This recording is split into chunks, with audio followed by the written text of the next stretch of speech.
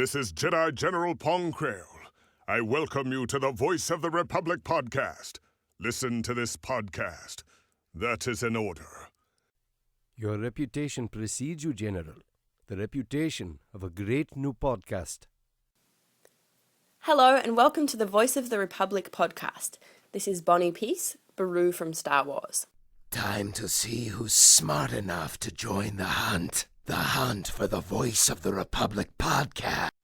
Welcome, Star Wars fans across the galaxy. You're listening to the Voice of the Republic podcast. I am your host, Daniel Schofield, and joining me is Ruari Williamson.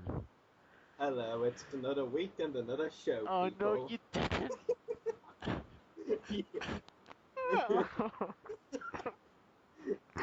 You just disappointed the end of the week for me. Yeah, You had to, didn't you? You know Jessica Biel's gonna kill me for this. she'll definitely be laughing like mad when she listens to it. That's 2 weeks in a row I've avoided saying it. No, you were going to this time. That's the funniest part. Well, I got sidetracked. Well, somebody else stole it from me, more like. Oh well. I can't say what I was going to say because you said it, so yeah. So I'm just going to go on a mood and say, would you like to present the guests today? Yes, I would. Thank you for not stealing that from me. First of all, we have Frank from the Star Wars Autograph Collection. So how are you, Frank? I'm good, thanks. Thanks for having me back, guys. No problem. And we also have Richard LeParmentier. I hate weird things. No, only messes up with Richard LeParmentier. I haven't done French in ages. That's my excuse. Close enough. Yeah. I'm sure I'll have it someday. Yeah, and Richard played the character Admiral Motti, an Imperial officer in Star Wars A New Hope. So how are you, Richard? Very well. Very well. Good to be here. So I'll just take it away because Daniel and myself made a late change to the podcast before. Yes, it looks like you're stealing the whole podcast from me today. Wasn't that the usual intention? Oh. No. I'm just gonna sit there and be quiet for the rest of the show. Okay then. But basically, like Daniel usually starts off with the questions, but seeing as like we both looked over the questions and my ones definitely make the more sense to start off with, and he agreed, of course. Not being boastful. It's fine. I'll just read all the Facebook questions after. Yeah, that's what we usually do anyway. So, Richard, my first question for you is it true you originally auditioned for the role of Han Solo? No. Well, yes and no. I was one of the only actors that came on in the UK that was auditioned in Los Angeles. And all the actors that went in that week, probably about 1,500 of us, everyone read the Han Greedo scene in front of George Lucas and Francis Ford Coppola and John Milius and Brian De Palma and Steven Spielberg. So a young casting assistant read Greedo, in English, of course, and all the other male actors did Han. So I didn't audition for the part. That was the reading that was given to us on the day.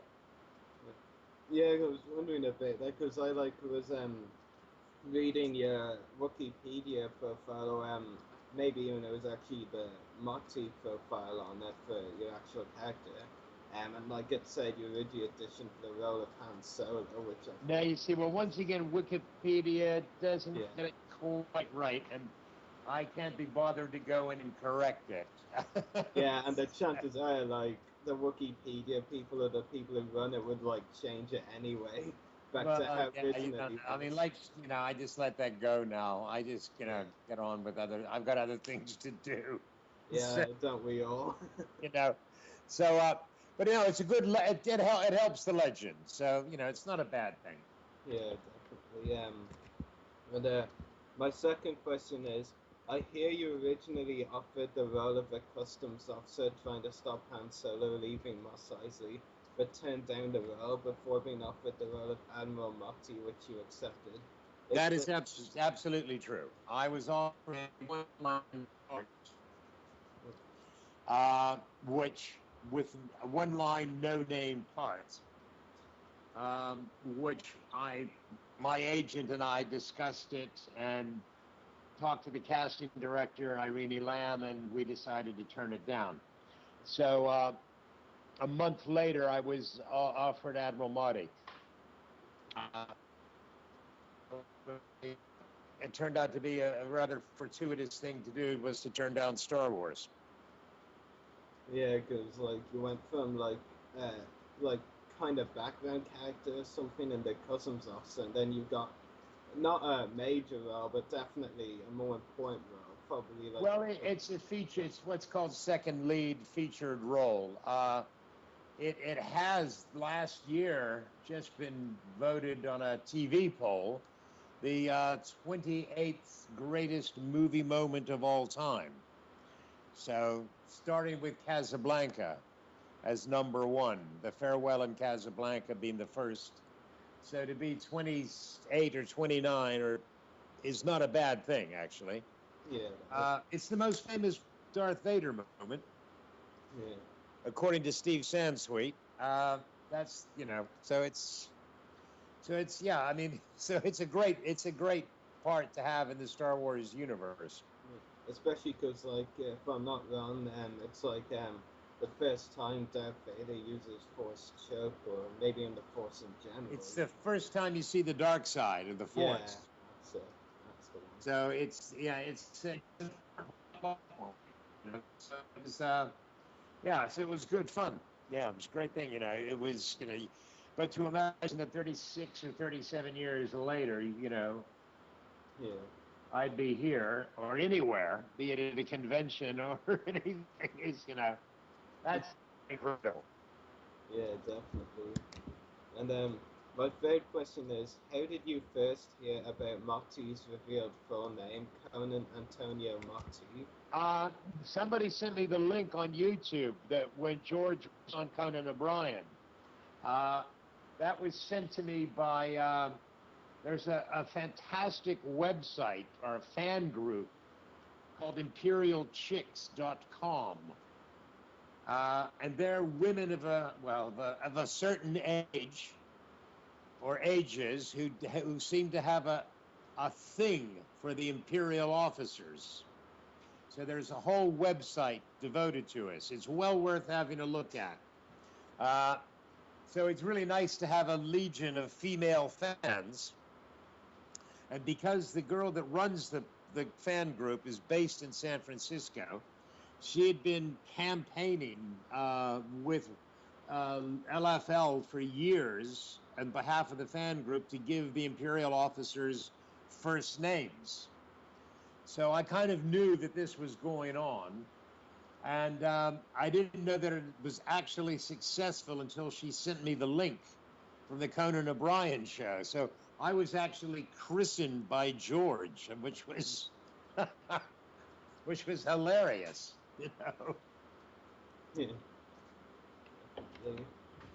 Yeah. My final question is regarding the upcoming event in Germany, Celebration this year. Will you be at Celebration Europe 2, or is it too soon to tell? Oh, I think it's too soon to tell. I mean, I don't know what will happen. I mean, I've done all the celebrations up to a couple years. So I don't know. I mean, no one knows. They ask you, and if you're available, you make, even if you're not available, you try and make yourself available because it's such a great fan event to do. But I literally don't know. I mean, no one knows. I mean, I think there's some definite ones like, Jeremy and Peter Mayhew, and there'll be some definite ones, stalwarts that will be there. I would think Carrie will be back. Perhaps Ray Park. I don't know. But you don't know. As far as us, second lead characters, we have no idea. Yeah. Because they've announced one guest for the celebration up to event, so if it was announced like only in the last couple of days even. So Oh yeah, Dave. Yeah. yeah, Dave Filoni. Yeah. Yeah. Yeah, I know. I would love to meet Dave Filoni. I'd love to do a voice in Clone Wars.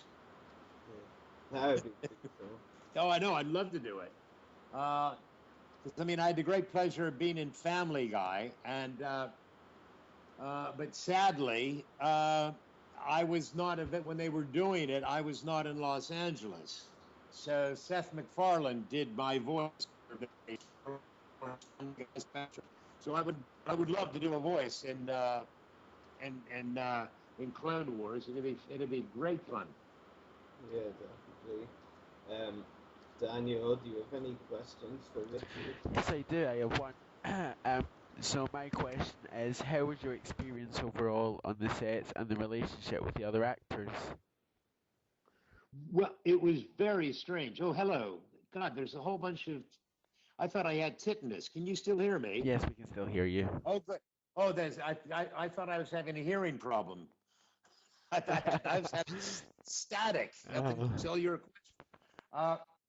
It was very strange because they had just come back from Tunisia, right? So they were literally back a week, and they had filmed a whole bunch of stuff. And then they went off to Tunisia for a month. They came out, it was, I guess, the last day on the film on the Friday. And then they were starting on the conference room and the war room and the cantina the following week. So I guess they had found out that they were really over budget after. So that was a little tense, to say the least. So it was a rather strange. It was rather strange, I have to say. I mean, George was not the most vocal of persons. I mean, he never is really, because you always have the impression that George has the film running in his head.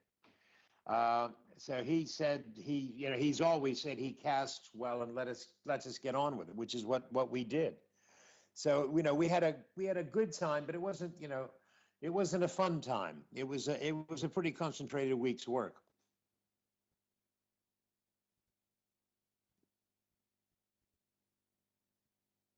Hello? Yeah, sorry. Yeah, so Hello. All right, sorry. I'd rather have the static because then I know you're there. I'm muting my microphone. When the air is clean, it sounds dead. So I don't know. So before we move on to the Facebook questions, is there anything you'd like to ask, Frank? yeah, I have to ask you about the Xbox commercial, Richard. How was that experience? Getting to sit back and laugh as the other Imperials get choked out this time. It was the weirdest. It took about 2-3 weeks to all come together from the time that they had asked me to do it, because they were looking for an actor for another lookalike. And I think they were looking for a lookalike for me, but then they were also looking for Clint Howard. And my agent said, no, but I handle Richard. You have to have him in the commercial. And they said, oh, well, where is he? And they said, well, he's in Texas. So let's get him. So this whole thing went for 2.5 weeks. So like one day I was doing the commercial, the next day I wasn't doing the commercial. So the whole thing became a bit of a saga in itself. And I sent off my measurements to have a uniform made, because up until 2 days before, well, really about 36 hours before, I didn't know whether I was going to be doing it or not. And then I just got a call on a Tuesday morning that I was on a flight at first thing on Wednesday morning to LA at 6 o'clock and going right to the studio and shooting. And then they were going to put me up in a hotel and fly me back because I had to be back in Austin. So when I got on the set, it was before I went on to meet everyone. I said to the director, I said, "Why did this take so long? What was going on?" Because we'd asked for a lot of money, which they gladly paid, But they said it wasn't the money. He said, no, they had to go to, to the ranch to get the sign off. They had to go to George before we could do it. Because no Star Wars actor's ever done a commercial for a Star Wars product, and it was kind of a thing, that they had to mull over. So it was just very, very odd. So then I just trotted off, got into my uniform, and we had some lunch, and then I walked on the set with these other lookalikes, and suddenly this table is there. There was no set. That was done on green screen.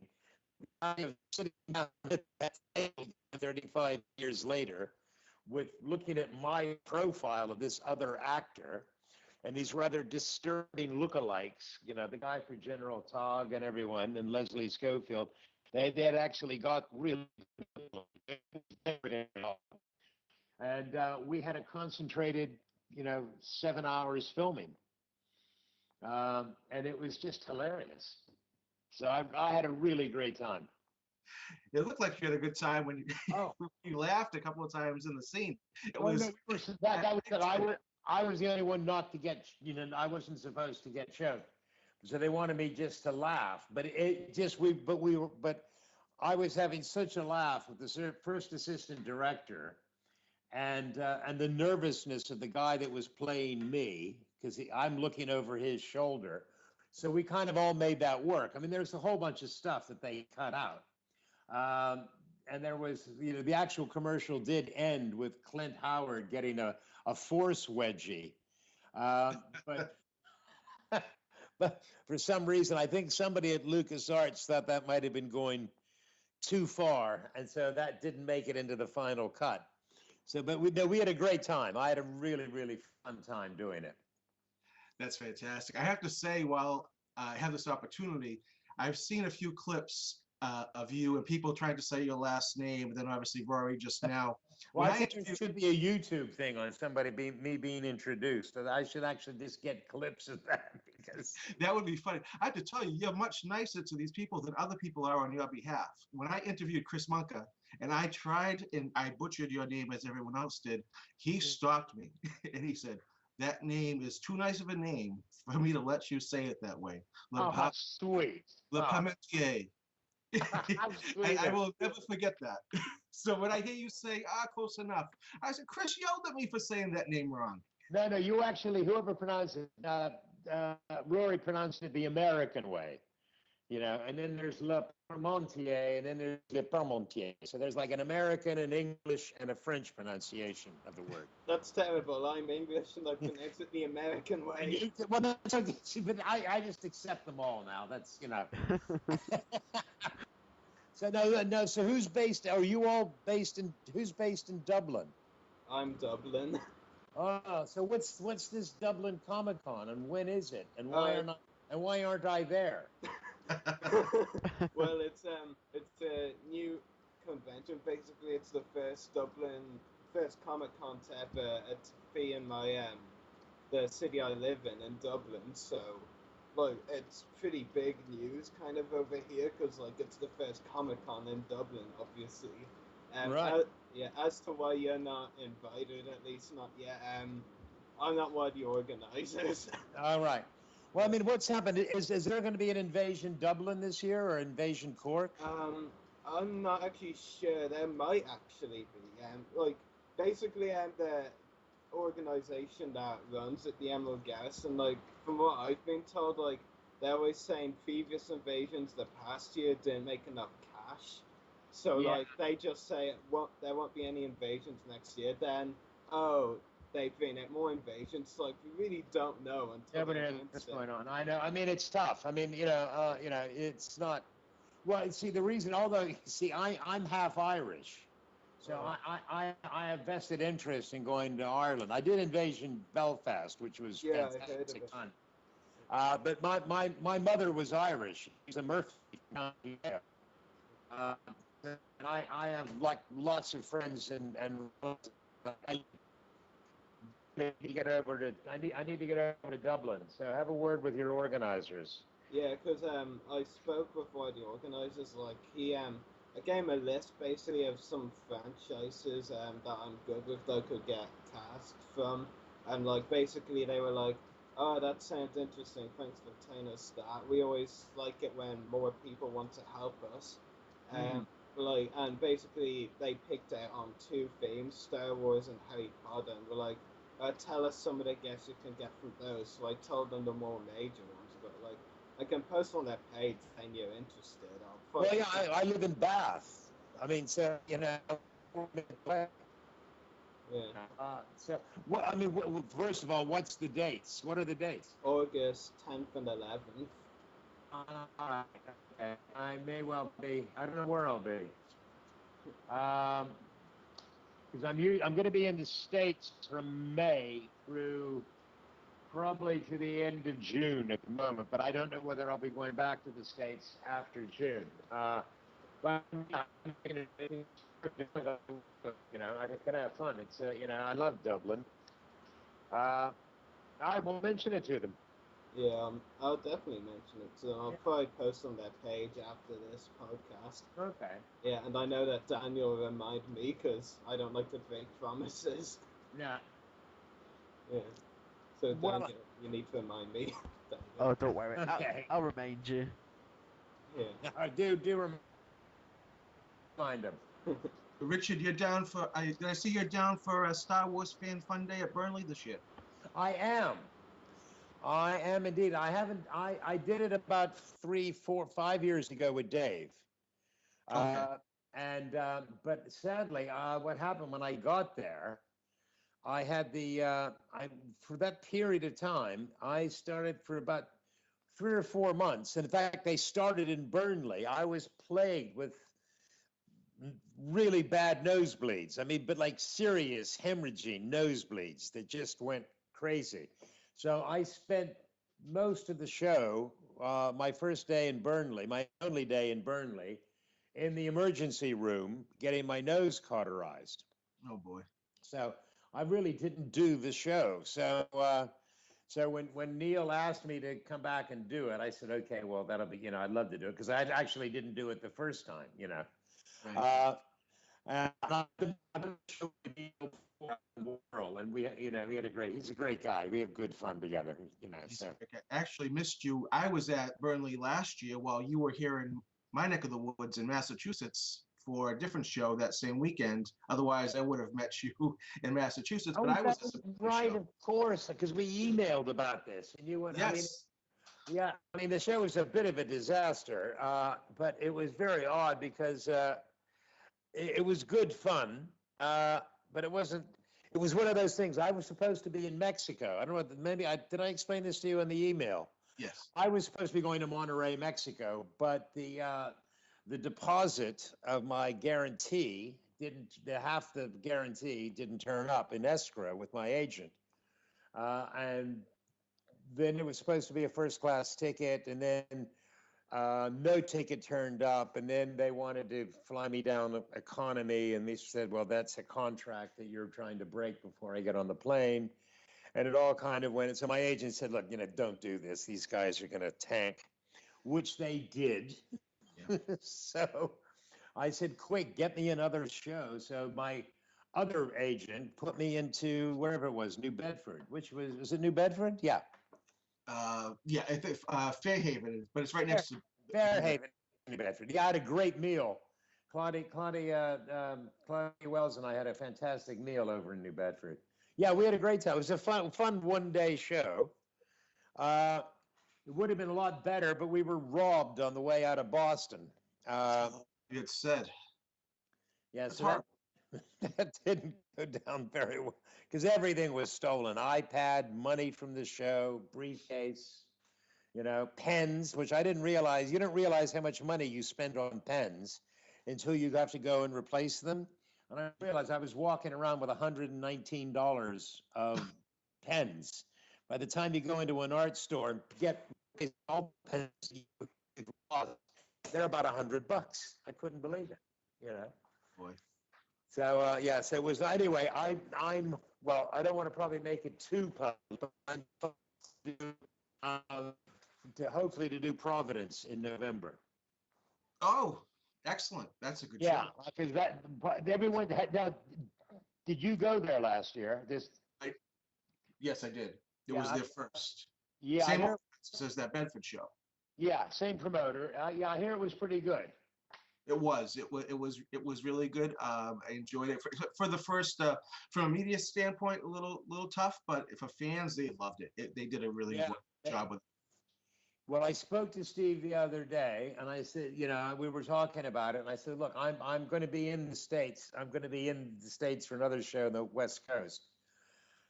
And if I'm going to be over, I'd rather to be doing 2 or 3 shows over the period of November. And also, there's a program I'm playing down in Florida on the middle of November. So that's kind of the plan. Is hopefully we're going to be able to province a week before, and then do Providence, and then go down to Florida to play Pétanque for a long weekend. So I hope it works out. Claudia had a great time. Mike Edmonds had a good time, and people I talked to say, yeah, it was it was really well attended. Everybody had a good time. So hopefully it's going to get bigger next year. I think it will. It's gonna. They're gonna have more space. It's very promising. I did enjoy it. That's good. Well, Steve was saying they get a good catchment because they get people from the city. They get people from Long Island, from New York. New York State. People will come to there before they will go to a show somewhere else, and it's a So hopefully it's going to work out. Fingers crossed. Oh, absolutely. It'd be fantastic. Yeah.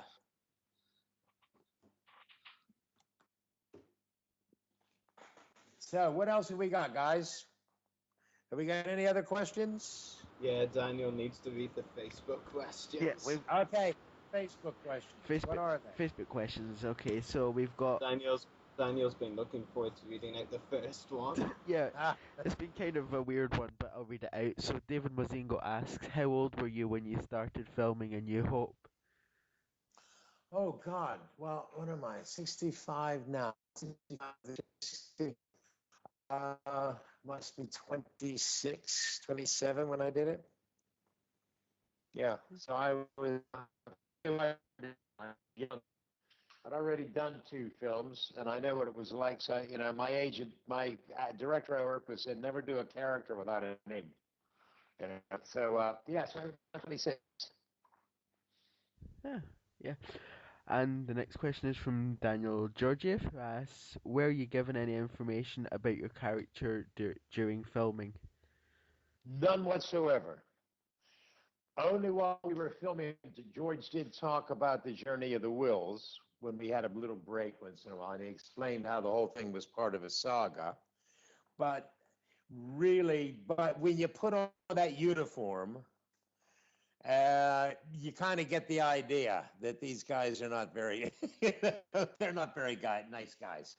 I had no idea what a Death Star looked like. My idea that my Death Star was more of a destroyer with a big dome around it or something.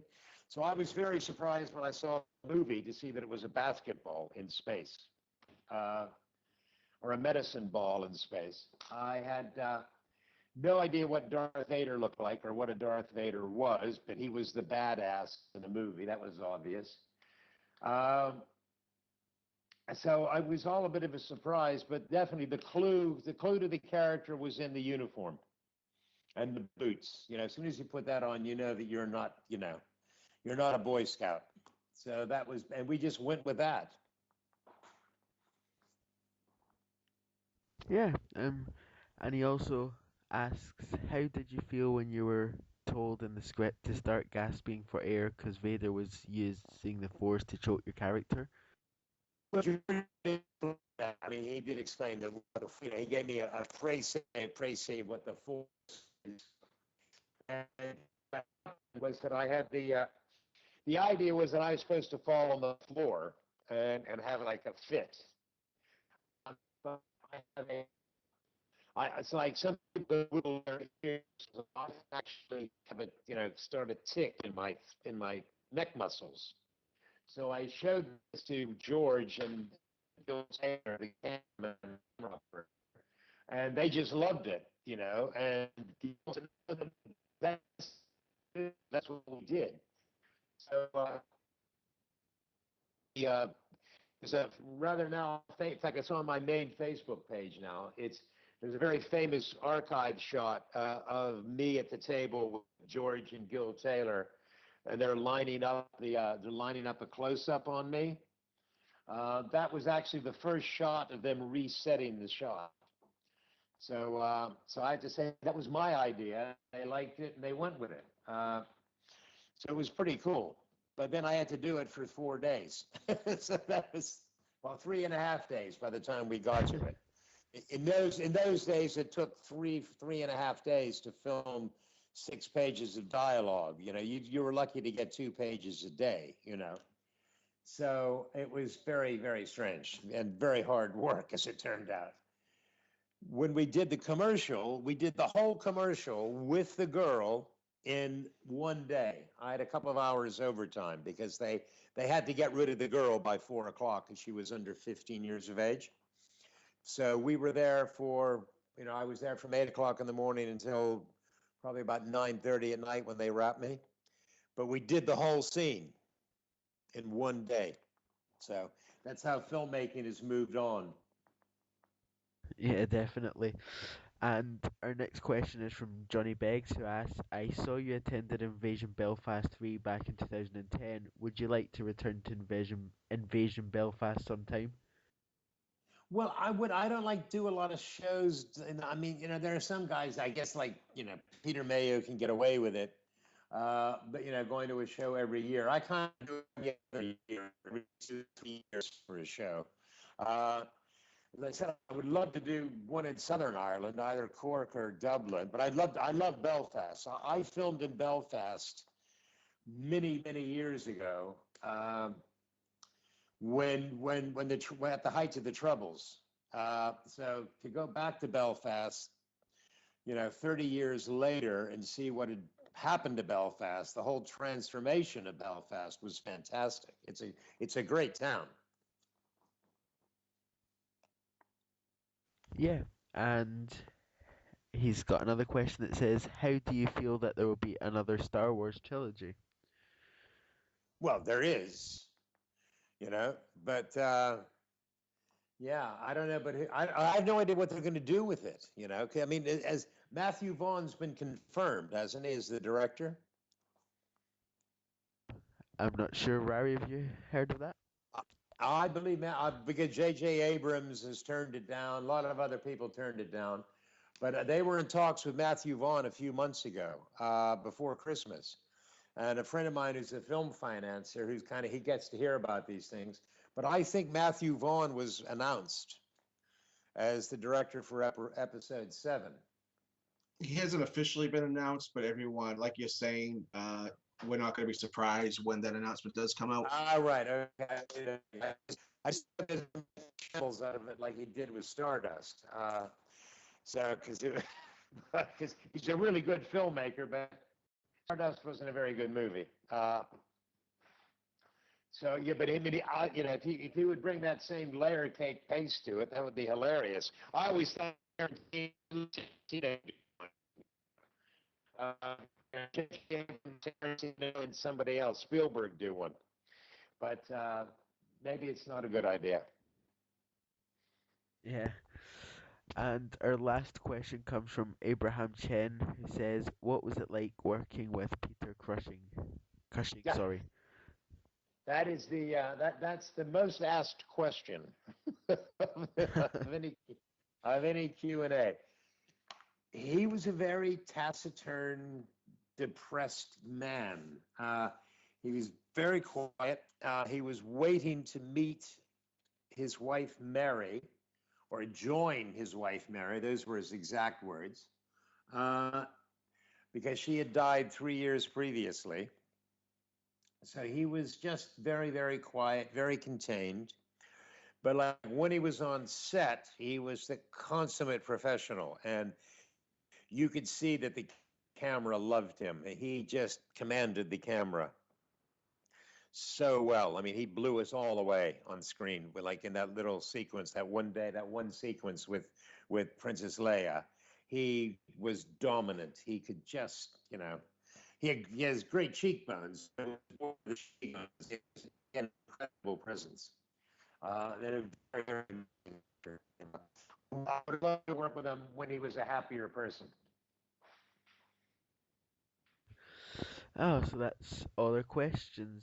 Rari or Frank, is there anything else you'd like to ask? No, I thought that was great. It's great to hear you, Richard, and to hear some of these stories. My pleasure. You seem to recall. I've talked to many of the actors with my stories for Watergraphs, and you really have such great recall of your time there and the specifics. It's great to hear that. Well, thank you. And Rari, if you're still with us, have you got anything else you'd like to ask? No, I think I'm okay. Okay. Right now I'm just trying to help Richard with a few things. Oh, okay. That would explain your constant silence. That's not normal for you. Oh, so I think that's all the questions for you then. Okay, guys. Well, look. Thank you very, very much. This is my first week back at work, so I'm editing a script at the moment, and it's just a long week.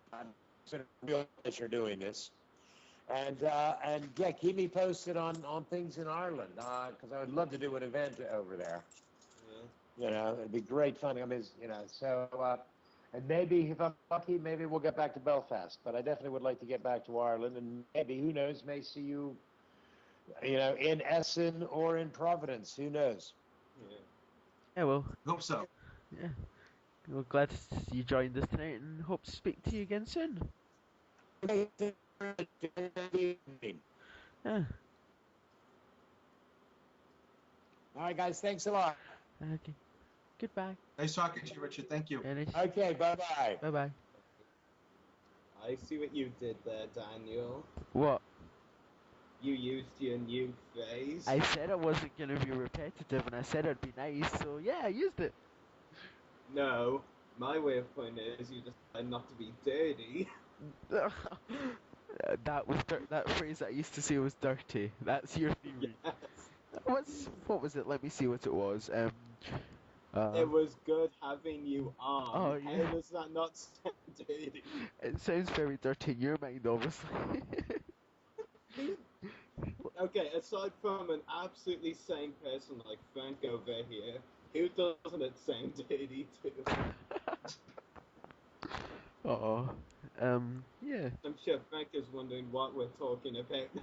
Oh, I caught on. I caught on. I'm sure I said that the last time he was on. Yeah, probably. Well, you have said it every episode of the podcast until today. 15 episodes, and I've only said it 14 times, so... Only? Then I'll start changing it then. I'll do this one for 15... You already changed it. Oh my, no. I'll do this one for 15 episodes, and then I'll change again. Technically, you'd have to do it 14 episodes. Oh, sorry, 14. Oh, so... That was actually awkward. Like, when we were about to finish up the interview with Richard, I was going onto the Lucasfilm website and I had this really weird ad about cars. I'm not sure if any of you heard it. No, we didn't hear it. It was just like, vroom, vroom, and then like lots of random band random talking.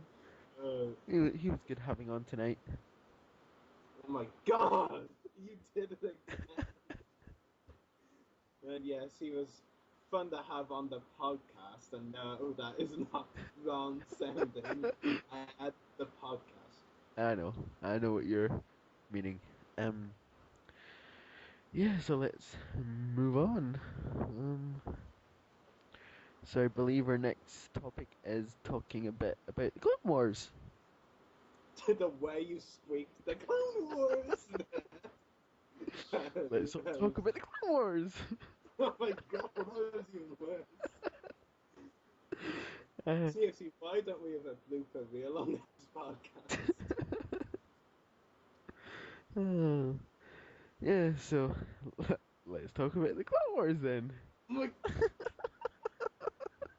Okay, it was funny the first time and somewhat the second time. Now it's just stupid. Yeah, well, okay, so let's move on. So, missing. Sorry, I'm Who's missing? not sure. Daniel, are you missing? You just said missing and then you didn't talk, so were you missing? I forgot the title. Missing in action. What did you think about Rari? What an episode. I loved it so much. Great way to start the new year. I won't go as fair to say it was a perfect candidate for the 100th episode, but it was either this or a point of no return, so obviously it was going to be a droid episode, so but I still think it was really good. I mean, Gregor's apparent sacrifice, that was a great done scene. And like, this is actually like quite a shock to me because I'm somewhat considered not much of a music person aside from soundtracks. But I was like, I think we're the only people to actually notice the Clone Cadet soundtrack when they are about to like attack, the droid factory and the droid factory, whatnot. When they're planning the mission, when Vega puts on the Yeah, helmet and they have that reference to Republic Commando. yeah, And then when they begin the attack, like for the most part until like Vega's last stand, like it's all Clone Cadets theme, from the third test. Like I was like, oh my god, that's one of my favorite soundtracks. I was so happy. Like it actually just fit the scene perfectly. I will admit, the soundtrack they used, the Celebration 6 preview version of the scene, it worked well. It's just that little bit of the whole Vega's Last Stand business. But like as for the whole 3 to 4 minutes of it, the Clone Cadets theme definitely worked better. It was brilliant to hear it again. Like I love that reference to Clone Cadets. I'm still Vega's Last Stand was really well done too. I'm still laughing at the fact that people are like, no, he's still alive.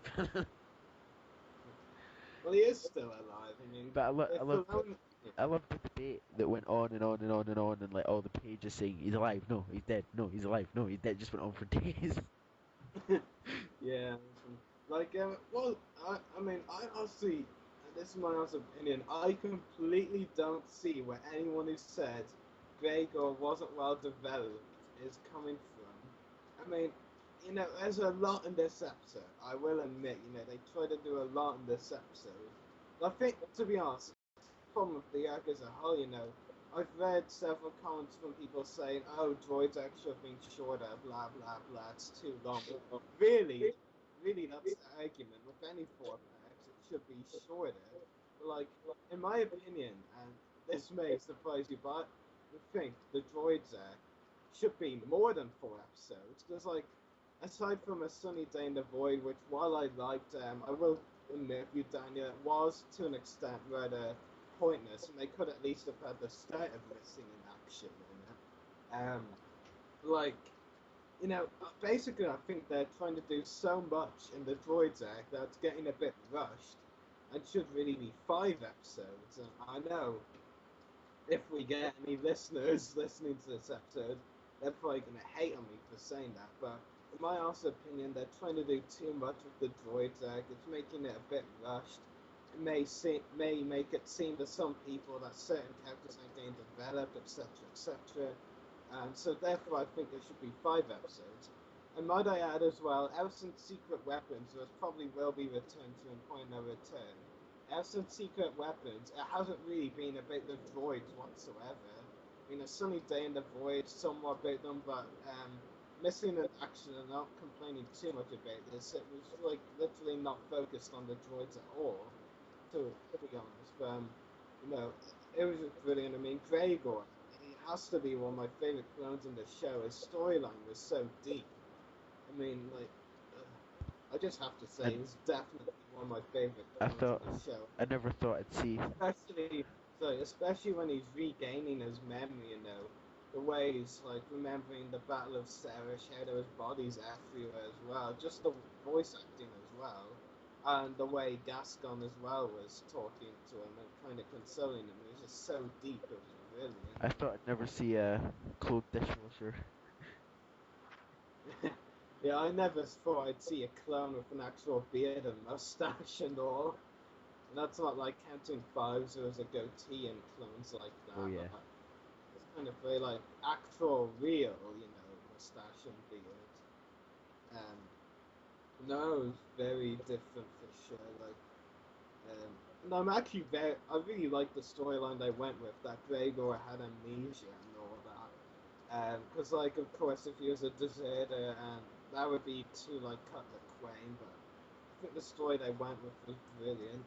I mean, I was actually, wondering how they'd explain how, because, Daniel, I brought this point up to you before, they needed to do a really good job of explaining how the droids somehow, or the group, D-Squad, somehow come across Gregor. And I think they handled it pretty damn well by bringing in that character that we know our mate Anthony loves, Borkus. It was a brilliant character as well. I mean, Anthony was right in every way about Borkus. He's not your average villain, who wants to be evil just for the sake of it. He actually has a purpose. Because he wants Gregor to keep working for him and stuff like that. It was brilliant. And when Borkus is like, "Your life is mine, Gregor," and that was such a brilliant line. The episode was brilliant. Obviously not the best it's of the series or the season, but it was still a great episode. Yeah, and I mean, the trailer that the two previews that we've seen for Point of No Return look pretty interesting as well. Yeah, definitely. I mean, The first preview, that was definitely very interesting when they walk into the bridge and suddenly, the clones, some posed clones, are all just holograms, which kind of reminded me of the hologram device in Crisis on Naboo to an extent. The look kind of felt similar. And it was just very, very odd scene, and then even more odd when they suddenly go into hyperspace. And that's the thing, lots of people were like, "Oh, how could suddenly put a cruiser above Aberfair?" When, no one noticed it before. I mean, I always suspected once I heard and saw that was obviously a separatist trap, and it is. Um, and then the second preview, Buzz Droids, that was really cool. And then as well, the R2-D2 reference to Revenge of the Sith, with him putting the droid on fire. I mean, that was brilliant yeah, as definitely. well. How he did those two super battle droids in Revenge of the Sith. And I've from some of the pictures I've seen actually from the episode, I think the very same super tactical droid from the episode Secret Weapons, the first Sith the one who R2 smashed the head off. Yeah. Yeah, it looks like that super tactical droid is coming back in this next episode actually, which will be interesting to see. Round 2. Yeah. And we all know who's going to win again. Yeah, but I'm just going to reiterate what I've been saying even before, or at least since Secret Weapons. WAC 47 is going to make some form of heroic sacrifice. But either him or Gascon. To be honest, I would have said Gascon until missing in action. Because, we can tell Gascon actually is willing to sacrifice for the mission. Because he's like, "Save yourselves" to WAC 47, and WAC is just like, "Okay." Yeah. It does show Gascon's not just a stupid character, and the concept of Jar Jar, he's his own character. He's willing to sacrifice himself as well, just like Gregor was. And Gregor, as we can pretty much tell, is going to make his way out of it.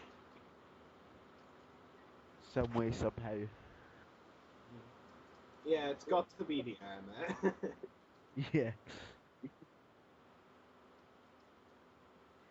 But I mean, that would be a really dramatic moment if you were in Vegas' position in real life. Though, having the time every shot on those fuel canisters, wherever they were, perfectly, so you don't blow your own ass off while destroying all the droids as well. I mean, that would be very exciting to say the least. I mean, especially the poses and, positions, should I say, he was making when she all the bells as well. when he does that overthrown kind of shot, he has one arm outstretched, the other above, and is kind of bending down Yeah, to shoot one that's flying through the air. That was a brilliant shot as well. yeah, Really, especially. yeah. They've definitely done good work with that. Yeah, definitely. It just really shows how the show's gone. And like Vader, there's something else in this as well. His facial expressions and his facial movement compared to some like season one Clone faces, for an example, the Clone Wars movie. Like it wasn't so wooden. Like the facial movements of Gregor when he had his helmet off were really good. I especially noticed. And I mean, it's good to finally see a commando have a role in the Clone Wars now. Yeah. Because I mean, we did see. No, no, he's really a clone captain. Oh yeah. I'm joking, of course. But I mean, we hadn't really seen commandos since what we saw. I think it was Delta Squad, like for Yeah, in which is the for like mist. 3 seconds. Well, that's a bit of an exaggeration. There was 1 minute, I, s- but at very least 45 I still minutes. don't remember that episode for some reason. It's the final one in the Night Sisters arc in season 3, yeah. Witches of the Mist. Uh, Like, that was one of the other episodes, like, I felt like they were trying to do too much, and I can compare that episode to the Droids arc. Witches of the Mist felt like it was trying to do so much. So I felt that arc should have been a longer arc as well. Like the Droids arc, I mean, they're trying, if anything, especially missing in action, they try to do too much, in my opinion. But, like, it still worked out. Like, it was a brilliant episode. And I need some water before I run out of life. and have you been watching or following the Clone Wars, Frank? Yes, I've enjoying this season as I've enjoyed all of them. I really like the show, and you were just talking about the facial expressions and how with Gregor it's just so noticeable now how far they've come with the animation. I totally agree. It just improves season after season and episode after episode. I'm really looking forward to what's to come now with the rest of the season because the whole thing since before the season even started was this is going to be a very dark season. We haven't seen that yet. I believe it starts tomorrow because we've seen the kids, the young Jedi, and a lot of people said, that's for kids and the stuff with the droids. But it's going to get really dark from here, and I believe the whole tone of the show is going to change as it gets closer to, the beginning of Revenge of the Sith. So I'm very excited to see what they do with this. There's still one Droids arc episode to go, though, whether it's dark or not. Like, yeah, I mean, Revival, Revival was very dark, for sure. Onderon, I felt Tipping Points was dark. I actually felt the whole arc overall was kind of dark, but slow to an extent. But Tipping Points, especially of Steeler's death and King Rash's death as well. Yeah, the Young Jedi arc, the only dark moments really were Grievous, really, and those were in Bound for Rescue. Like when he crushed that clone's neck in front of Obi-Wan. And of course, Droid's arc, Rhaegar's death, quote unquote, was kind of dark as well. But like as we now know, he's pretty much not dead anyway, and will return.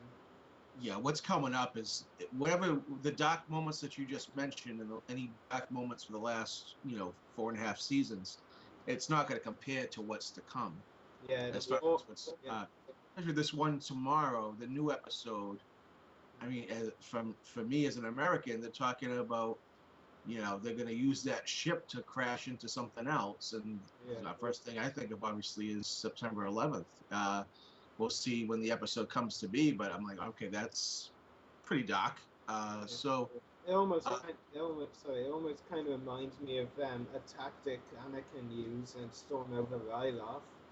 When he used the Venator cruiser to smash right into the main Separatist cruiser ship above Ryloth. Yep. That is just like one of the nostalgic moments of the Clone Wars for me, going back to season 1. Just like the way they did something so genius like that, with a cruiser smashing into another one full force like that. Well, it kind of competes as well. Like, I really loved in the Clone Wars movie how, like, the ATTs were able to climb the tough cliff. That was, like, so cool to see. Yeah, as you said, the upcoming Morlock, it's going to be very dark, and I know that for a fact. Yeah. Well, they did say, they announced at Celebration 6 that we would really see the birth of the Empire in this season. So we know it's going to get dark. I mean, just yesterday, Stan Whitwer had posted something on Twitter and Facebook about the rest of the season being very dark, and we know we're going to see the beginning of the Empire. So that's exciting. I mean, I can't wait to see how they do it. What confused me about what Sam Whitwer was saying was he was saying this next episode is the start of the Maul thing, but like we know that there's still another Droid Jack episode to go before we get to the Maul stuff. So yeah. And I mean, we saw another trailer that was obviously showing a bit of what the mall art's gonna be and all that. Yeah, it didn't show anything new. You're gonna see though. Well, no, it just showed like a couple. Yeah. I heard. I'm not gonna say anything to be specific, but I heard another kind of spoiler hint today about the Morlock, and it surprised me to an extent. It's exciting. I can't wait to see the episodes and see what happens. And that's good TV when you're excited as a fan and you want to know what's going to happen next. That says a lot about a show, especially one that's already 100 episodes in, and we're still excited to see what's coming next. That says a lot about a TV show. I'm happy that they did this. Yeah. And from what I've read online, possibly there's going to be a surprise guest or something on the next episode. I'm not sure if they mean like a guest voice actor like David Tennant, or just like a surprise character cameo or something. I'm not too sure what they meant, but in the next episode, so we'll have to look out for that for sure. One of the questions that was asked of Dave Filoni at the press conference at Celebration 6 was Mark Hamill. Yeah. Will he ever be a guest? And he says, we're just waiting for the right part. He's going to be a voice on the show. Yeah, so when people say things like that, is going to be a guest, you never know. Could be. I think they wait till a later season though for Hamill. I don't think he's going to be in this season anyway. Yeah, I have no idea. But it's exciting to know. I mean, it's, who knows? You were talking about Gaston, that character, and I know one of you, maybe both of you, were listening to another podcast where they were giving away. They had a contest to win an autograph from Steven Stan. Oh yeah, Daniel. Oh god, that's one podcast or episode in particular that me and Daniel just want to forget. I want one of the autographs. It just came today. And while we were talking, I got it in the mail, and I have it right here. Steven Stan. I answered the questions right, and so it's pretty cool. I mean, we're talking, while we're talking about Gaston, this episode, I have right here in my hands that autograph picture. I'm pretty excited about it because it's limited, but anyway, that's probably my favorite part about that character because I'm not a huge fan, but I'm glad to have the autograph. Yeah, if I was to get anything signed by Steven Stanton, it would definitely preferably be something Tekken though. Tekken, Gascon, then Morello Eval are his main characters. In fact, Masameda probably above Morello Eval too. I like Stanton as a voice actor. Like, he's probably one of my favorite voice actors as well. But like, I just can't like Morello Eval to be honest. I liked him in Inception, but ever since then he was just a terrible character to me. And like I said earlier, me and Daniel would rather forget that podcast episode because like Daniel got the wrong time, so like he turned up after they finished recording, and like I just answered the first question so fast without thinking that like I got it wrong immediately, so I wasn't even in the running to win one. Oh yeah. It was Steven Stan had put a picture of his pickup truck on Facebook a while back, and he was doing some work with it. He was doing some extensive work on it, and that's the only reason why I knew the answer to that second one, what he drives. And the first one, when I answered it, was Masameda. And after I sent it in, I was like, oh, gee, was it talking? And I was like, no. That was like me. I typed in so fast because I had the email pretty much ready anyway, like with the Underworld's email and all, and trivia as the title. Like I just typed in so fast once I had the question Captain Turkin and sent it. And I was like, oh shit, that wasn't his first character. How's his first major one? Right. An episode to forget. Yeah. Well, except for Frank, he's got a Gascon autograph. An episode to forget for us. Except for that. No, Daniel, that's not true. I'm the one who actually gets to go to Celebration Year too.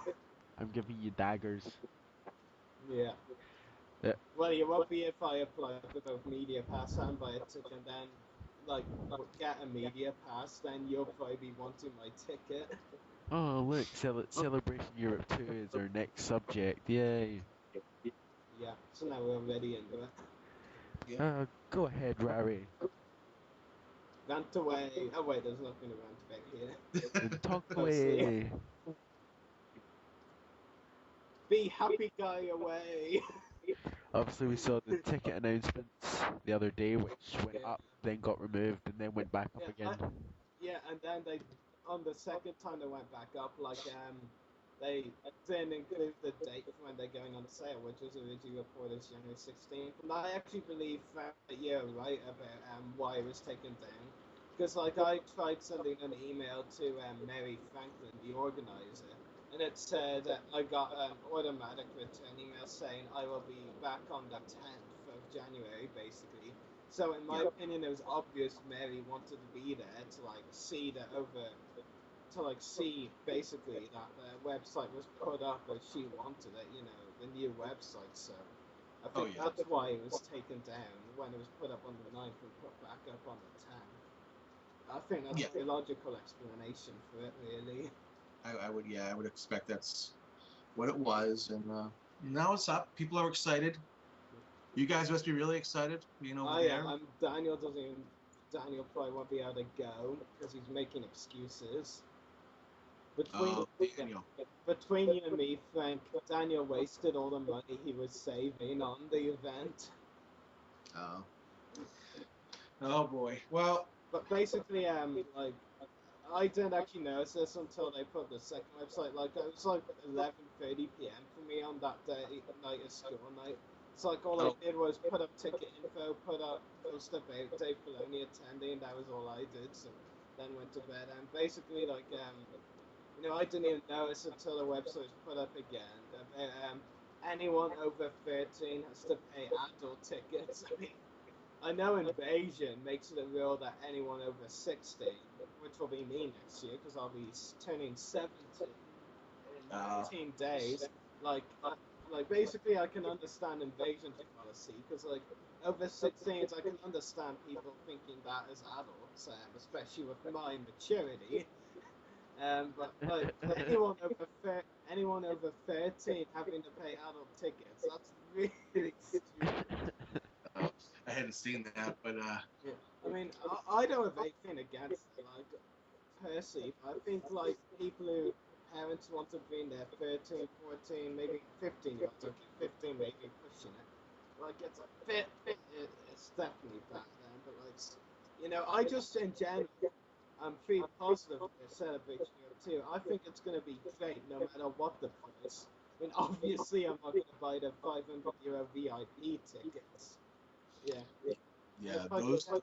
if I can get media registration, well, hell yeah, I'll be even happier. Oh yeah.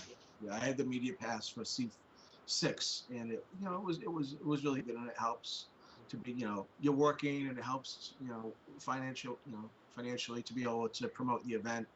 Did you actually go into the press room? Yeah, that helped to have C6. They had a press room. We were able to do our interviews in there. There were a couple computers. We had the press conferences in there. So that it was good. I was able to talk to like Tracy Canobio, who is the publicist for the Clone Wars. Huge help.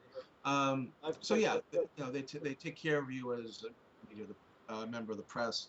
And Celebration is whether you go as a press, if you go just to enjoy it, it really is a celebration. I've been to two, uh, and it's just thousands of people that love Star Wars as much as you do, and it's a great time. So if you guys, I know Ruari, I'm sure you'll be over there. Daniel, if you can make it, you're gonna want to do it. It's a good time. When I went to C5, the guys from Force Cast told me, they said, is this your first one? I said, yep. I said, it won't be your last, will it? And it won't. It's like once you go, you don't want to miss another one. So try to make it if you can. It's you'll definitely enjoy it. And Daniel will definitely just beg me over and over again for that ticket if I do go ahead with my plan to apply for media registration and buy a ticket, just in case. I do have a piece. I don't know if this has been announced, but Kevin Lyle, who's an artist, Lucasfilm artist, Yeah, he, if you guys are familiar with him, he's the one that he did the logo for my website. He does the trivia contest. He did it at C5. He did it at C6, the Star Wars World Trivia Contest. He's local to me. He lives in the next state over from me. He's actually going over, and they're going to have the trivia contest at Celebration Europe 2 for the first time. It's going to, over there. So it's a fun event. I've done it, but not at Celebration. There's another convention that I go to that I've done it twice, and it's a lot of fun. So I did a Star Wars quiz at Invasion Belfast in October. Like, you won't actually believe it. I mean, like, so many people there were like, there's honestly no polite way to put this. So do either of you mind if I curse? I'm fine with it. Yeah. Like most of the fellow Star Wars fans who like were at the quiz were like fuck all in terms of Star Wars knowledge. Like basically most of them barely knew anything.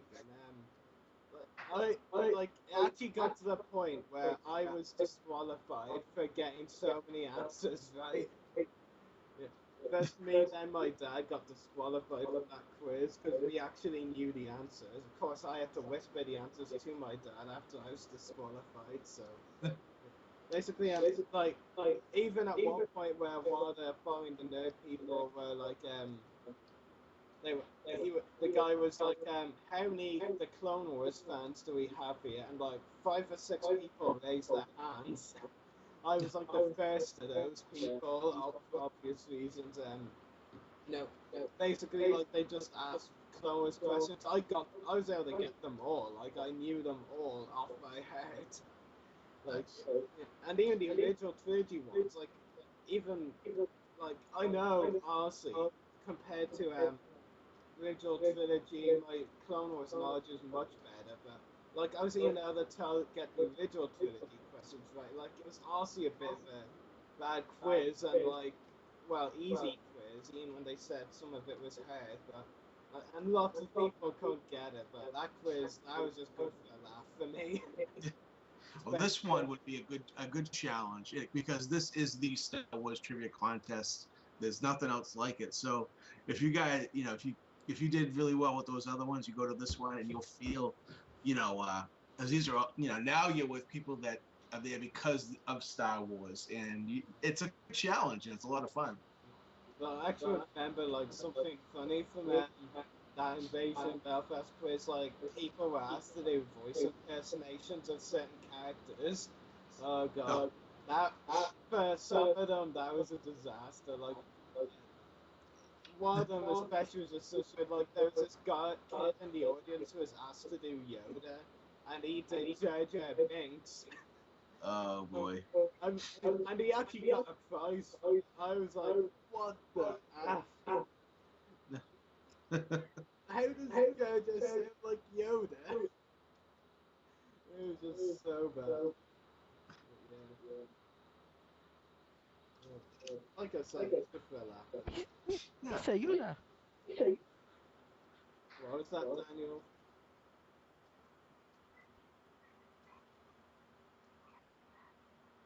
And now Daniel's not talking.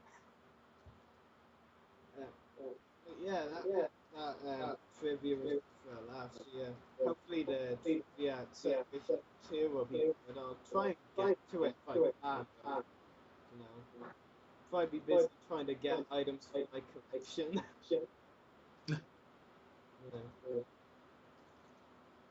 Like the VI, I just like envy anyone who can afford the VIP tickets.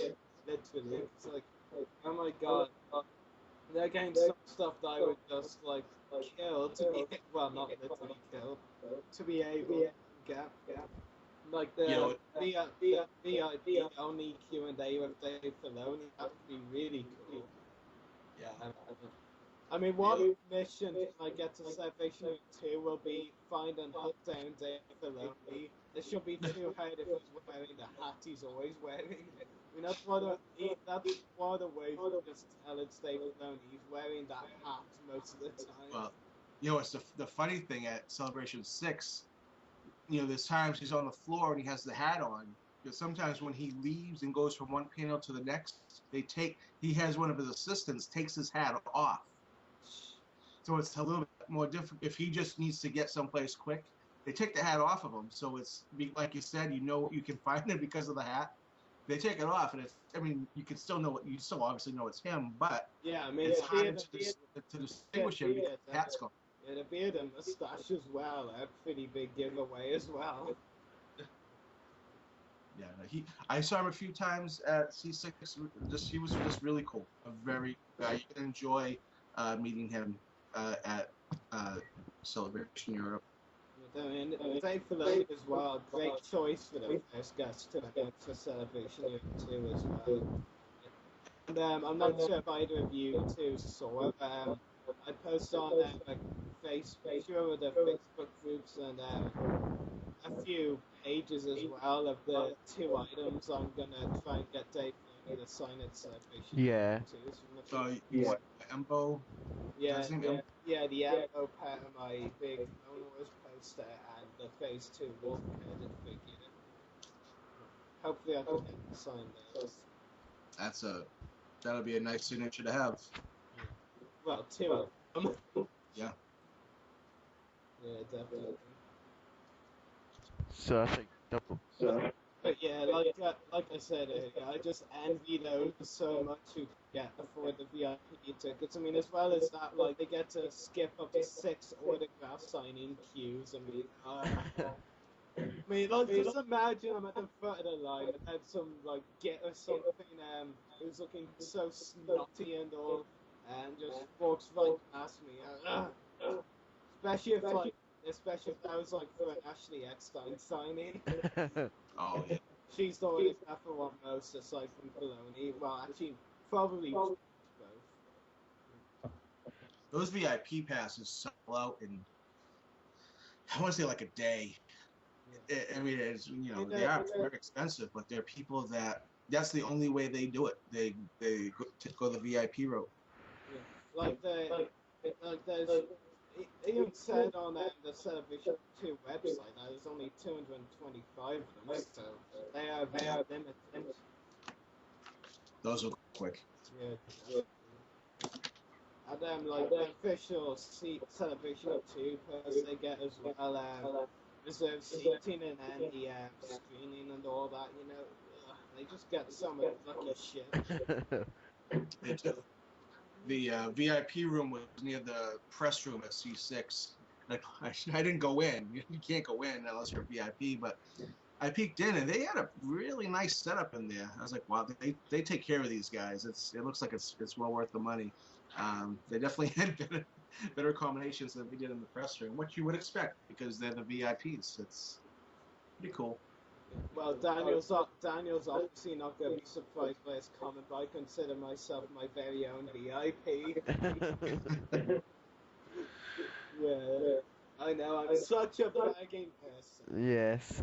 Yeah, but Dave Filoni, great choice for Celebration 2. Yes, really excited for the event. I just can't wait. Like, but the only reason right now that I keep pushing myself through all this stupid, boring stuff in school right now is so I can get to that event and enjoy my fucking life for those 3 days. Yeah. So much cussing. So, You'll make sure you bring a camera with you. Take tons of pictures. Oh my god, I'm going to have to bring so much equipment with me. I'll have a notepad for taking notes, even when I'm talking with the celebrities. I'm going to have a video camera, I'm going to have a regular camera, I'm going to have several computer sheets so people can actually read my writing. You know, the list just goes on and on. I'll have so much equipment carried around with me. Like, my back will probably be broken by the end of the 3 days, but it'll be worth it.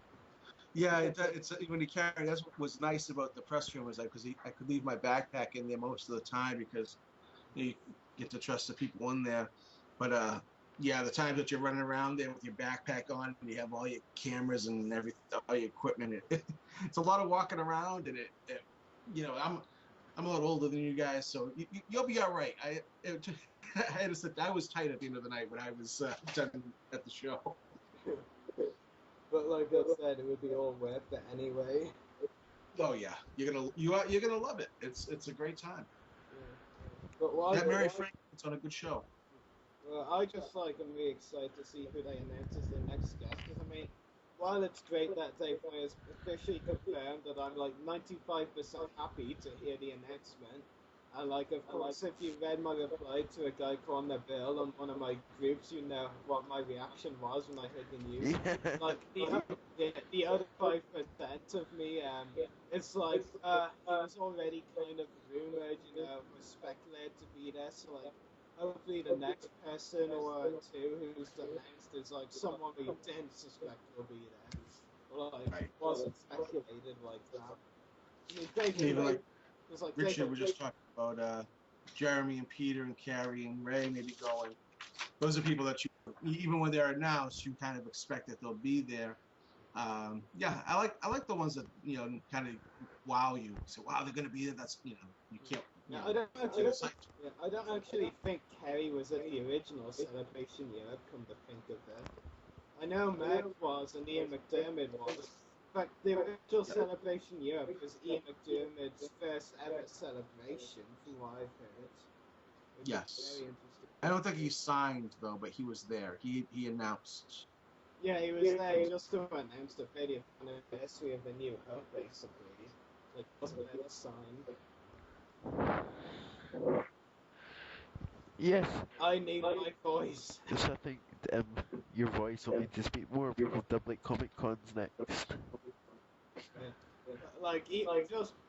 Just for our listeners who don't know what my reaction was when I heard Dave Filoni was announced, it was this. Be warned, it's extremely loud. Dave Filoni is going to be at Celebration Europe 2. I can discuss Wolfpack with him. And yes, that was my exact reaction. Now I can lose my voice. You've still got Dublin Comic Con. One more thing, just be warned, people, I do not scream often.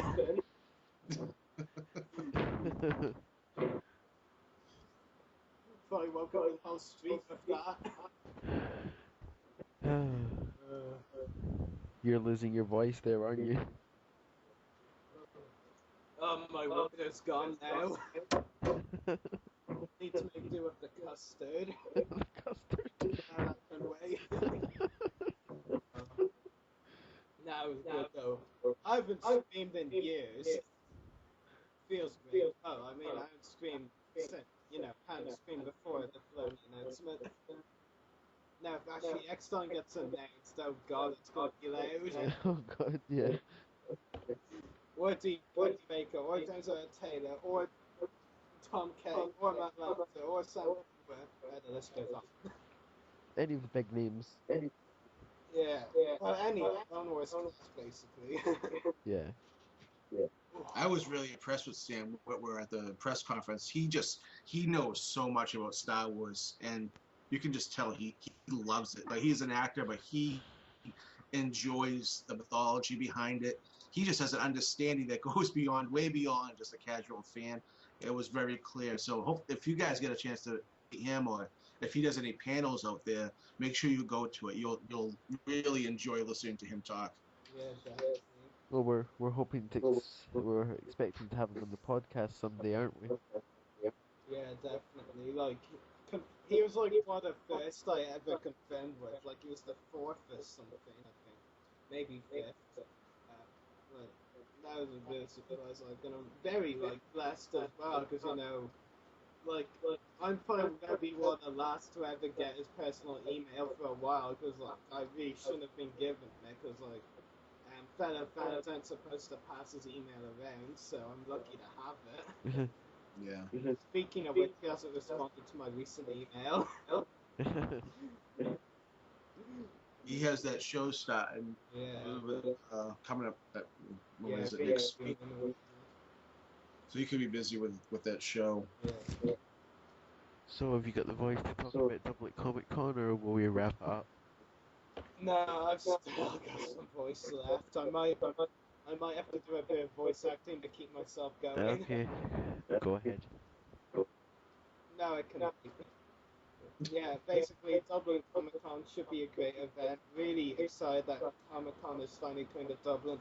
You know, it's definitely something that the Irish population have wanted, and that's something I can speak for.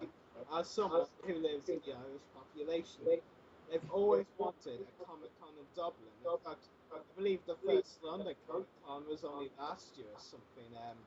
Yeah, I look through the London Comic Con guests, and I had a good variety. I'll give London Comic Con that. I hadn't heard of a lot of the guests though. Even some of the Star Wars ones they had like 4 Star Wars ones and ones that had Star Wars on their resume. And like I had only like known of 2 or 3 of them that were involved. Like they had some voice actor whose one of his works included the Old Republic. There was this guy who played an Ewok. He also was in Narnia. No, the first Narnia film in the reboots. He played that like 4th guy with the axe kind of thing. Um, there was Warwick Davis. He was the biggest name I recognised, and they had Warwick Davis, you know, Wicket, and for the Harry Potter fans, like he was Flitwick and Professor Flitwick and Griphook the Goblin. So yeah, that was interesting as well. You know. There was one other I can't think of right now, but they had a lot. They did have a good variety. Yeah. They had a few of the James Bond cast I never heard of actually. Some voice actors. Graham recently introduced me to Resident Evil 6, and like I said, the fact one of the voice actors at London Comic Con voiced one of the characters in that game. So that was interesting. Can't remember any of the other guests though. Yeah, London Comic Con had a great set of guests, so I can't wait to see what Dublin Comic Con has. You know, this topic is great because it reminds me of a favour I have to do Richard after all. Yeah. I think it's great that you're getting a Comic Con out there. Dublin is just one of those cities that really should have one. You know, to represent all the different types of fandom that are out there. It's a great city. I was out there probably 10, 12 years ago. Not very long, just for a couple nights, but just a fun city, you know, vibrant, and it just screams it's a perfect match for a Comic Con. So when you had told me about that, I thought a great opportunity, and I'm sure there's a lot of people that'll be really happy, especially yourself. But we'll have a great time with it, and I'm sure it won't be the last one that you have. Yeah, definitely. Yeah, that really as well. If there's more, would depend on the success of the first one. And like as you both know, like this in the project I've like spoken about a lot, but like a few of the people I've told a few people, and both of you are included in those. That like I'm working on the project like hopefully Dublin Comic Con will agree to let me help them getting contact info from some of the Star Wars and Harry Potter celebrities especially, so they can invite them to their event. Because like honestly, from the sounds of it, I'm not sure how many of the actual organizers are like big Star Wars fans. I know the one organizer I friended so far on Facebook hates Star Wars, so yeah. Um, yeah, hopefully they can agree because like I'd love to get them contact info for Star Wars cast and Harry Potter cast especially to name a few. I mean those were the ones when I messaged them that the organizer who talked to me like was mainly interested in getting Star Wars and Harry Potter guests. Yeah, basically, hopefully that can work through. You know, I'm almost kind of hoping that the actors they're still trying to talk with just like refuse or something because they probably will ask me to help. So time will tell. Yeah. My voice.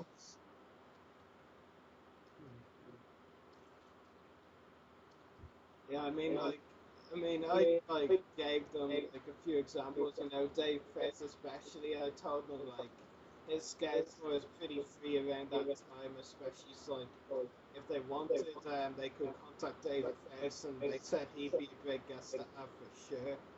And they also wanted like several of the Harry Potter casts I mentioned I could contact. Like did seem to me like they were more interested in Harry Potter once I could get them Star Wars. And I mean, even though I like really love both franchises, I'm obviously much more um, good with getting Star Wars guests than Harry Potter because Star Wars obviously like is a much wider franchise, you know, because it has the original trilogy, the prequels, the Clone Wars, the EU, all that sort of thing. So Harry Potter is the books and the movies, and of course the cast will come from the movies, aside from the writer, of course, J.K. Rowling. You know, Oh, don't forget we have a couple. There's a couple actors that are in both. So you already said Warwick Davis, yeah, who's obviously in definitely. Star Wars and Harry Potter. Rusty Joff was in both. Yeah. I'm not sure who else, but you know, Mike, so you get to hit two birds with one stone. yeah, Mike Edmonds, Logray, Yep. he was in Harry Potter. He played one of the Gringotts goblins. Yeah, as well. Yeah. So, I actually think a few of the Ewok actors from back in Return of Jedi, a few of them I think actually played Gringotts goblins. I think one of them called Michael Hanbury. I don't know which Ewok he played though. I think he was in. He played one of the Gringotts goblins as well. Okay. I think. Not too sure. I just know him as being in Return of the Jedi. I wasn't sure. I don't always pay as much attention to the. I really enjoy the Harry Potter movies, but I don't know. I just know Rusty and Warwick Davis were in them. Well, But I know. I'm sure Well, there's a to be lot. honest, like thanks to this podcast and the new blog and all, like I've become much more acquainted with the celebrities than I already was. So like now I know lots of facts about each celebrity really that I didn't know before. To be honest. Oh yeah, great way to learn. Yeah, definitely. Yeah, basically, and Frank, I think we've discussed this website before. You know, the sci-fi actor. No, not the actor appearances one. The one with the lists that you can contact through. Maybe it is sci-fi actor appearances, not the one with the schedule, and that tells you which events they're going to be at. The other one. Basically, like it has links for Star Wars, Harry Potter, Doctor Who, James Bond. Oh yeah. That's the sci-fi actors appearances list. Yeah, that's the one. Yeah, And and they have. I use that's Eric LeBlanc is the owner for that. A very good friend that met. I actually got to physically meet him at C6. Does a great job with those announcements. I use them for all the conventions that I'm going to go to. I check that site every day. what's interesting is actually like from the Harry Potter list, only one or two of them haven't also been in Star Wars. Like only maybe two, three, or four. Like just ones I spotted from there that went to Star Wars. So that was interesting. Oh yeah. And look, he's going to have a Lord of the Rings age, and I haven't started collecting Lord of the Rings autographs, but I might. So I'm afraid that once he does put that up, I'm gonna start, and then that's more money that on autographs. Well, you are an autograph collector. It's kind of expected of you, mate. Yeah, well, I've kept it just the Star Wars. For the most part, it's just Star Wars. I have one Indiana Jones, uh, but that was an actor, Julian Glover, who was in Star Wars too. Uh, I've kept it just the Star Wars, but I might, branch out a little bit. Yeah, I'm trying to branch out as well by getting like autographs from a lot of things I'm interested in, especially like Star Wars, Harry Potter, James Bond, maybe even some other things as well. So yeah, It's a fun hobby. Yeah, I mean even like um, film series that are only just kicking off in singular films, like a film that was meant to be a series but like got bad reception, so didn't become a series, like the Alex Rider film. Like I'm a big fan of the books, but like the film got a bad reception, so I don't know. What my getting autographs from the two main celebrities from it though, and the Percy Jackson series as well. I'd love to get some of the main cast like Logan Lerman, Alexander Daddario, and Brandon T. Jackson. Wouldn't mind getting their autographs either. So yeah. That's what makes the hobby so great. These things that you enjoy, and you can have that interaction with the people that made it happen. Brought it to life. Yeah, totally. Especially if you get the autographs in person, of course, rather than through the mail. Yeah, that's the best way. Still my favorite way. I'm doing a little bit more through the mail now. I saw your success with the Boba Fett voice and Jason Wingring. Yeah, so I was excited for that. Yeah, I like the Twilight Zone series too, so I like that connection. And that was just a case where it just made sense to do through the mail because he lives on the West Coast. He lives over in California. He's in his 90s now. He's an older gentleman. Is he going to come?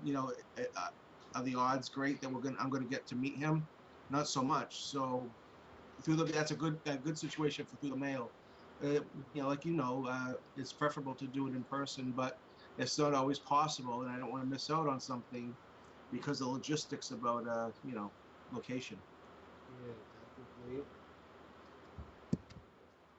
Yeah, Dublin Comic Con definitely an event that the people of Ireland, especially, are definitely looking forward to for sure, and can't wait to see who they announce for it. Hopefully they will ask me to help with Star Wars and Harry Potter, because otherwise maybe I'll be a bit concerned that they won't get good Star Wars and Harry Potter guests. Because as well as this another thing that's to my attention, and this is regarding James Bond, from conventions I've seen that are like mixed conventions, like they have lots of different franchises. They always get this James Bond cast that I don't recognize the names of. Like I don't know, maybe I'm more of a modern James Bond fan rather than the older Bond films. It's like some of my favorites are Die Another Day, The World Is Not Enough, and Skyfall, the more recent one. But like most of the guests, James Bond guests they get for conventions, I just don't recognize the names of, so they don't interest me. And like the ones that do interest me are the ones that rarely attend conventions, so like they'll be the ones that I'll probably have to send through the mail to. Like kind of sent as one of my first through the mails to the Miranda Frost actress from Die Another Day called Rosamund Pike. So yeah, she's a really good through the mail signer. Like I haven't seen anything but successes from her, which is good. Remember a lot of James Bond is so big over in your part of the world, and so many of those actors still live over there. And it's that the James Bond circuit, convention circuit, is um, it's like a world of its own. So yeah, you do get a lot. There's so many people that were in the movie, so many extras, so many smaller parts that I as a casual fan wouldn't notice, and like you're saying, you wouldn't recognize either. But there's people that follow James Bond, just like for me. there's like to get a stormtrooper that you never see his face, and it's okay. I still want his autograph. He was in Star Wars. I want his autograph. There's people like obviously like that too with James Bond. They have a very solid fan base. People who just want an autograph from anybody that was involved. Yeah, lots of the original trilogy cast were in some of the older Bond films, like Anthony Ferris, he was in one. Julian Glover, Jeremy Bulloch as well. I believe all three of them, to name a few, were in James Bond. Chris, who you had on your show, was in James Bond. Who? Chris Munka was in James Bond. Oh yeah, he was in James Bond as well. A lot of them were just be part of that guild for those parts. They would sometimes they would have to have like Chris had told me that Star Wars, obviously the principal characters were American, Carrie and Mark and Harrison Ford, but they had to use British actors for all the other parts, and that's how some of those guys got jobs, from the guild. So that probably similar for James Bond, where it's more of a British, company. Yeah, definitely. So Daniel, are you still alive? Just about. Must be late for you guys over there. Yeah, almost 11. I can live with that. Oh, okay, that's not too bad.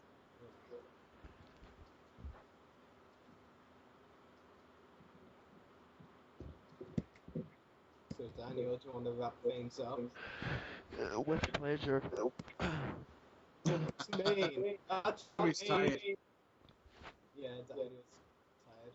What were you doing last night? I can't remember. We were saying welcome to Scotland to everyone. Why didn't I see that coming? Because you never do. Because you hear it coming. Anyway, make sure to check out our YouTube channel. Mine is www.youtube.com/is. Oh, I love that. Was it me? Every single week. No, only recent weeks. Yes, it was only like the last 3 or 4 weeks we've started doing that. Oh well. Also check out Rari's, which is www.youtube.com/user/Seb.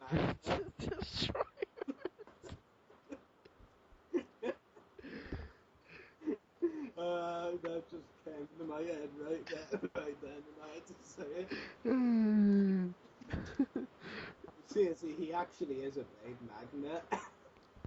Also check out Frank's website at www.starwarsautograph.collection.com, and also check out Richard's Wikipedia profile at starwars.wikia.com/wiki/ Oh damn it, Richard. dude! Wait. And I guess that's wrong, judging by Rari's. Oh damn it! Wait. Richard told me to change Oh, that. I should have said the and changed one to you. change of plan. It's no longer that website, so forget what you just heard and change it to www.facebook.com/Admiral Motti. So, And oh wait, Daniel, you left something there. After Admiral Motti, there's a question mark, and there's some word called theft equal TS, whatever that means. you have Any mathematicians here? you have to be very specific, don't you, Rari? Yeah. I will go and like his page now. Like, there we go. You really were going to say that on the podcast? Oh god. Yeah, so, Oh, email, interesting. Oh, I said on the podcast, didn't I? another fun episode. Oh, my favorite phrase, another week, another show gone. Oi, that's my phrase now. So, we'll be back on your computer screens next week. Comment. Yeah, so I think that's pretty much summed today up. So may the wolf be with you, everyone, as Dave Filoni would say. I was actually gonna say we've actually been recording for like 1 hour 40. Oh. I think this is our longest. No, I think there is one longer one. Are you sure? Maybe. Yeah. Hold on, I'll check on YouTube. I'm halfway. I can check my email because it's from someone interesting. I'm halfway there. That's what he said. Why didn't I see that coming? Well, you can't. Well, you were meant to hear it coming.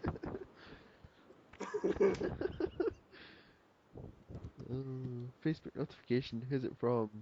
Oh, some random guy. Oh, maybe he's. Oh, I can't say on the podcast. No, Can I? you can't say it in the podcast. I'm sorry, I have to limit you there. But you know this goes out to all age ranges. Yes, unfortunately, which we've probably lost our younger viewers by now, and we'll probably start receiving rants from parents. Oh, and Daniel, you're wrong. We're up the longest time by 10 minutes right now. We're what? Our longest was 1 minute 53, 1 hour 53 minutes. Well, don't expect me to be talking for another 10 minutes. Well, you see, this is a rather interesting spoon. You can see the sandtrooper is holding it, and he put it in his helmet. I What? can't say mouth because he's wearing a helmet. What are your opinions on this spoon, Frank? He's probably thinking we're crazy now. Really, you don't think he doesn't think that already? You can't blame it. It's 5 minutes to midnight, so. No, it's not. It's 5 minutes to 11. Get it right. No, it is. Oh, sweet. Fail. Come on. Well, then again, we would have been recording for 2 hours and 44 minutes. Yep.